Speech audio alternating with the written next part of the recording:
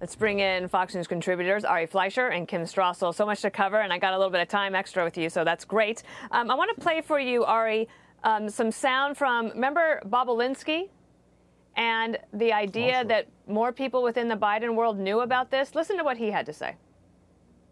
I remember looking at Jim Biden and saying, how are you guys getting away with this? Like, aren't you concerned?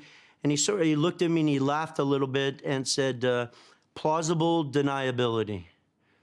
He said that out loud? Yes, he said it directly to me, one-on-one in a cabana at the Peninsula Hotel after about a, hour and a half, 2-hour meeting. Now that we know that this probe is actually wider than just Hunter's tax issues, how does that sit with you? Well, he's also gotten away with it because that's what you can do when you have the press on your side. Look, one of the things that made America America and has always allowed us to deal with issues, and if there was wrongdoing, it was exposed, was because the press would dig for it. They used to call it without fear or favor, but now they have both fear and favor. They favor the Democrats and they fear doing anything that would benefit Donald Trump. So all these charges that came up in the campaign when the New York Post first reported about this topic, the press suppressed it. I have never seen such a willful decision by the media to ignore news and deride the people who raised questions. Any investigative reporter would have smelled the story, but they were told to stop. There was no digging. You can get away with it if you're a Democrat. Now, someone that did report on it is on our show right now. This is Kim Strassel here, of course. And Kim, I saw the New York Post cover today called The Hunter Cover-Up. And of course, then there's the Wall Street Journal editorial board talking about this today. And one of the things I thought about when I found you were on the show today is, did you wake up and wonder where do you go to get your apology?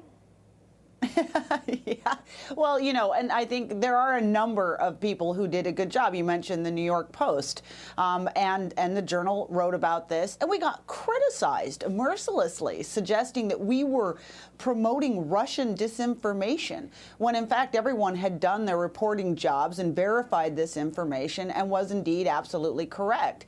And the one thing that I would add to what Ari just said very correctly is that it wasn't just the Bobolinsky interview. We have had all kinds of evidence that this was a story that needed reporting going well back before last summer, whether it was all of the information that came out during the impeachment proceedings about Hunter Biden and Burisma, whether it was the Grassley-Johnson report that came out this fall that talked about suspicious financial transactions that have been flagged. That is an alarm bell for any journalist that there probably is a federal investigation. And that's before you get to Bobolinsky and plenty of other information that came out. And so the blind eye that was closed to this is just astonishing. And I agree with Ari. It's just a horrible press failure that denied the American public really crucial information. Mm-hmm. Mm-hmm. Ari Fleischer, so the Biden team had Joe Biden up there for their weekly briefing. Not a single reporter asked about this. I'm just being told that in my ear. So that's breaking here, as we see. Jen Psaki, apparently. I'm sorry, not the president-elect. But I did want to ask you this, Ari. So President-elect Biden has been very dismissive of any of these notions for a long time, for about 6 months, right? So he's just blown it off, said there's nothing there. Is that sustainable? I mean, I guess if they're not even going to ask the incoming press secretary, perhaps so. But I just wonder how crippling this might be as he tries to get his administration out of the gate. Yeah, you just put your finger on it. It is entirely sustainable if the press doesn't dig. You and I think, are cut from a similar cloth. We're both old-fashioned enough to respect the press, to think that the press actually will do their job, that if they see a scandal, they'll cover a scandal, and they won't worry about whether it's a D or an R. And I think the Trump years have made it really hard for people who want to be traditionalist and trust the mainstream media, because they keep showing that that's no longer the case. And now with Joe Biden, perhaps there'll be additional scrutiny of who he appoints for Attorney General. Perhaps they'll make him take a promise, and they make the Attorney General at the Senate hearings take a promise not to interfere in the probe of the President-elect's son. But then I think they go quiet. And as we all know, what the power of the press really is the follow-on questions, the relentlessness, the feeding frenzy, the checking into every lead, the putting in the papers every day. Now it's one and done. They did dutifully report the story involving Hunter Biden. You can't fault the press for not covering it. They did cover it. 30 seconds on ABC, 90 seconds on CBS, 90 seconds on NBC. But now it's one and done. They haven't come back to it. Yeah. Kim, maybe a last question to you. Do you think the Attorney General, from what you know, did the right thing in, not allowing this to come to light while it was still an overt investigation? Covert investigation. 100%.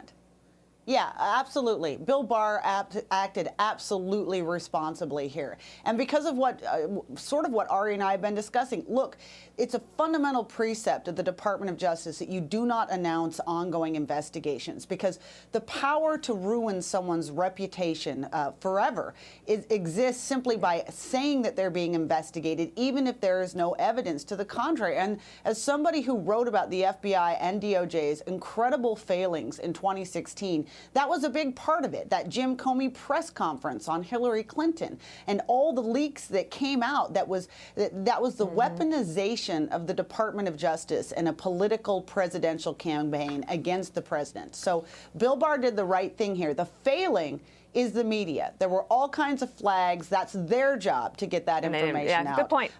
And they didn't do it. I tell you what, when I worked at DOJ, I learned 101 ways to say no comment. It was very useful at the time.